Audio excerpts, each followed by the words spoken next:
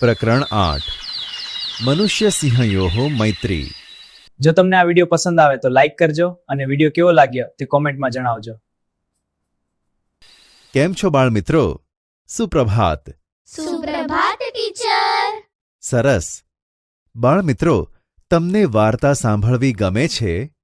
હા ટીચર, અમને વાર્તા સાંભળવી ખૂબ ગમે છે। ખૂબ સરસ। તો ચાલો આજે હું તમને સંસ્કૃત ભાષામાં માણસ અને સિંહની મિત્રતાની એક સરસ મજાની વાર્તા સંભળાવું। બાળમિત્રો, આ વાર્તા આપણા ગુજરાત રાજ્યના સૌરાષ્ટ્ર પ્રદેશની સત્ય ઘટના પર આધારિત એક લઘુકથા છે। આ વાર્તાનું નામ મનુષ્ય સિંહયોઃ મૈત્રી છે। તો ચાલો આપણે આ વાર્તા સાંભળીએ। સૌરાષ્ટ્ર પ્રદેશે સતાધાર ગ્રામસ્ય સમીપે મોટી મૌણપરી નામકઃ ગ્રામઃ વર્તતે। સૌરાષ્ટ્ર પ્રદેશમાં સતાધાર ગામની પાસે મોટી મૌણપરી નામનું ગામ છે। કતિચિત વર્ષ પૂર્વે તસ્મિન ગ્રામે માત્રાવાલાહ નામકઃ એકઃ કૃષિવલઃ આસીત। કેટલાક વર્ષો પહેલાં તે ગામમાં માત્રાવાળા નામે એક ખેડૂત હતો।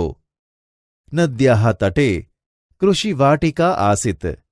નદી કાંઠે માત્રાવાળાની વાડી હતી।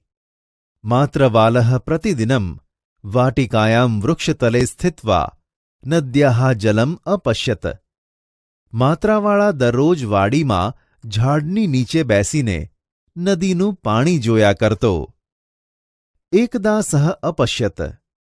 એકવાર તેણે જોયું કે સિંહ સ્વભાર્યયા સહ નદ્યાઃ જલપાનાર્થમ આગચ્છત। એક સિંહ પોતાની પત્ની સિંહણ સાથે નદીનું પાણી પીવા માટે આવ્યો। નદ્યાઃ જલે સ્થિતઃ મકરઃ સિંહભાર્યાયાઃ વધમ અકરોત। નદીના પાણીમાં રહેલા મગરે સિંહની પત્ની સિંહણને મારી નાખી। સિંહ તસ્યાઃ રક્ષણાય પ્રયત્નમ અકરોત। સિંહે તેને બચાવવાની કોશિશ કરી, કિંતુ નિષ્ફલઃ અભવત। પણ તે તેમાં સફળ ન થયો। દુઃખિતઃ સિંહ નદ્યાઃ તટે અતિષ્ઠત। દુઃખી સિંહ નદીના કિનારા પર રહ્યો। ચતુર્ણામ દિનાનામ અનંતરમ યદા મકરઃ નદ્યાઃ તટસમીપમ આગચ્છત। 4 દિવસ પછી જ્યારે મગર નદીના કિનારા પાસે આવ્યો, તદા સિંહ શીઘ્રતયા આક્રમણમ અકરોત। ત્યારે સિંહે ઝડપથી તેના પર હુમલો કર્યો। તયોઃ મધ્યે ઘોર યુદ્ધમ અભવત। તે બેની વચ્ચે ભયાનક લડાઈ થઈ। સિંહ મકરસ્ય વધમ અકરોત। છેવટે સિંહે મગરને મારી નાખ્યો। કિંતુ સઃ સ્વયમપી ક્ષતિગ્રસ્તઃ ભૂત્વા તત્રૈવ અપતત।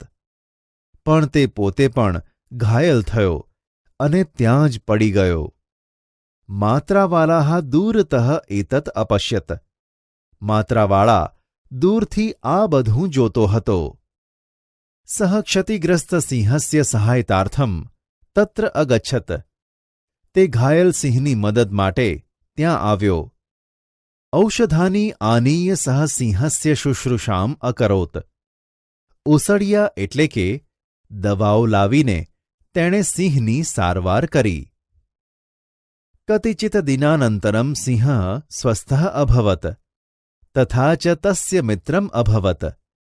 કેટલાક દિવસ પછી સિંહ સાજો થઈ ગયો અને સારવારથી તે તેનો મિત્ર બની ગયો। તદંતરમ સહ એવ સિંહ પ્રતિદિનમ માત્રાવાલાસ્ય ગૃહે તસ્ય સમીપમ ન્યવસત। ત્યાર પછી તે જ સિંહ દરરોજ માત્રાવાળાના ઘરમાં તેની પાસે રહેવા લાગ્યો। સહ માત્રાવાલેન યહ સર્વત્ર ભ્રમણમ અકરોત। તે માત્રાવાળા સાથે બધે ભ્રમણ કરતો। તસ્ય ગૃહમ ક્ષેત્રમ ચ અરક્ષત।